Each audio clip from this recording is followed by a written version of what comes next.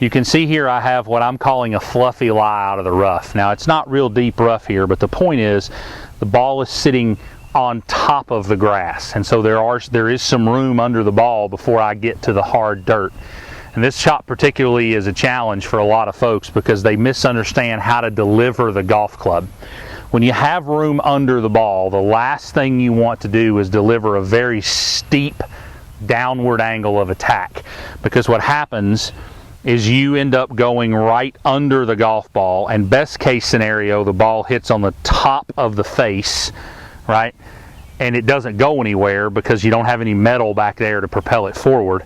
Worst case scenario, you literally could go right under it and the ball not go anywhere.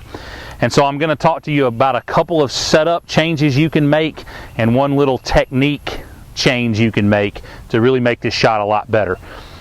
I want you to set up to this shot with the ball right in the middle of your stance. The reason I want to do that is because I want the golf ball fairly close to the low point of the swing. If you're going to air, I want you to air with the ball slightly forward of center, not backward of center. Okay? The low point of the golf swing is really under the left armpit, and you'll see if I just take my normal stance with the ball in the center, that's going to end up being off my left toe. And so the center at the worst, perhaps favoring a little bit of the front half of your stance when you hit this shot. You can either open the face or square the face depending on the trajectory of the shot you need. Remember, you can add loft by opening the face. If you need that, great. If you don't have to do it. I want you to set up with it in the middle of your stance, and then as usual, stand to the handle to where the butt end of the golf club points right at the belly button.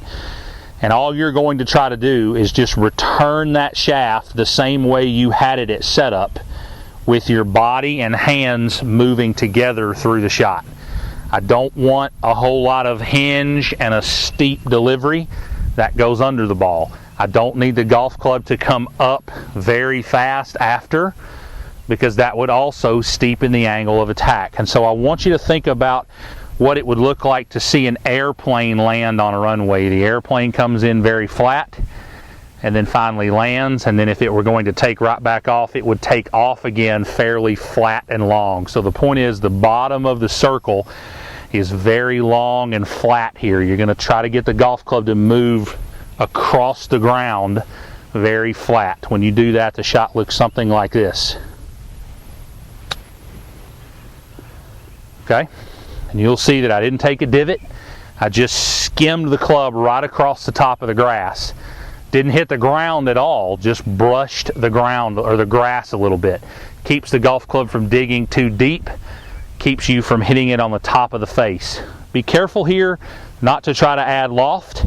Be careful here not to lean forward and add shaft lean this way. Both of those things move the low point to a place that doesn't allow you to strike the golf ball properly. If you try to add loft, you fall back, low point is behind it, you're going to hit it fat or thin.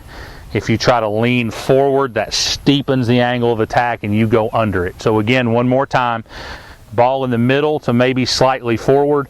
Use the golf club and the face angle position you need for the trajectory of the shot, and try to make the golf club just skim right across the top of the surface of the grass, almost bruising the grass instead of actually taking a divot. Set up here with a shaft pretty much straight up and down, and I'm just going to brush it and return the shaft to that very same position.